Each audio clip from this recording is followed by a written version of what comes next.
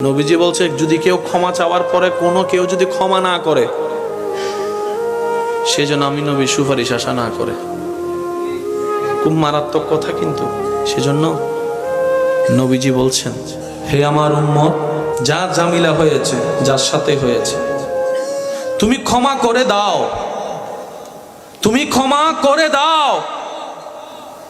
সে ক্ষমা চাক না চাক তুমি মাফ করে দাও।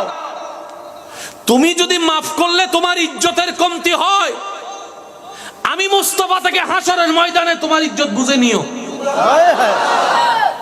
বিশ্বাস করেন, প্রতিশোধের যতটুকু শান্তি তার চাইতে বড় শান্তি হচ্ছে মাফ করে দেওয়া। আমাকেও বলার দরকার নাই, কাউকে শোনানোর দরকার নাই। আপনার জীবনের সবচেয়ে বড় শত্রু যে ইনডোর হোক, আউটডোর হোক, ঘরের হোক, বাহির হোক, যার সাথে আপনার বনেও না, যার সাথে চেহারা দেখতে ইচ্ছে করে না, এরকম কেউ থাকলে শুধু মনে মনে আমার দিকে তাকাই হলো কথাটা রাখার জন্য, শুধু মনে মনে বলেন, যা তোরা মাফ করে দিলাম। দেখবেন আপনার মনে এটা কেমন যেন একটা শান্তি লাগা শুরু করবে। বিশ্বাস করেন ভাই, রাগ, হিংসা, অহংকার এগুলো শয়তানের জিনিস। এগুলা নিয়ে কেউ শান্তিতে থাকতে পারে নাই, পারবেও না।